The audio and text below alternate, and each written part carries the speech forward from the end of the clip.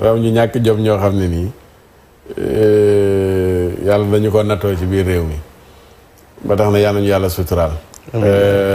di profité rek di defal hommage benn chaîne YouTube bu tudd Xalaat TV suba dafa am ñu initié pour njukkal ko mu nekk journée njukkal.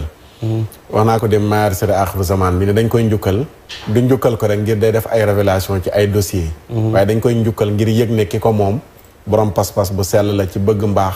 ak lu sàmm mbaax gi woon ci réew mi. bu doon wax ci wàllu politique kese yem ci buñ koy njukkal mën naa cee maandu. ndax bari na ñuy wax ci politique.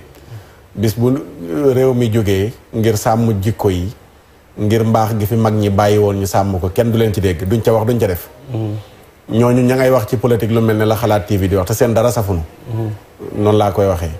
waaye Xalaat TV boo gisee bi ma gisee ñu ne dañ koy sargal du day publier léeg-léeg samay wax wala suñuy mbir yu nu nekk kese déedéet. waaye dama gis ne lépp loo xam ne mi ngi jëm ci wàllu lu bon yi ñuy xeex ci réew mi franc-maçonnerie géeg ngóor jigéen géeg lu yàq jikko yi. luy jël ndaw ñi di leen orienté jëme leen ci safaan. yépp mi ngi ciy wax di jël ndaw ñi di leen tegal ay xalaat yoo xam ne mën nañ koo def ngir am jom ngir liggéey ngir yokk ngir dimbale seen société ngir dimbale seen i mbokk. wax dëgg chaîne bu mel noonu ci réew mi Sénégal soxla na ko bu baax a baax.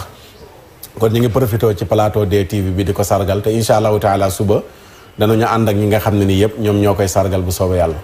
salaamaaleykum dafa dem mu ngoog kon Oustaz Alpha fàttaliwaat rek nit ñi rawatina gouvernement bi nag ci bu ñuy wax sécurité nag am na loo xam ne seen loxo la nekk.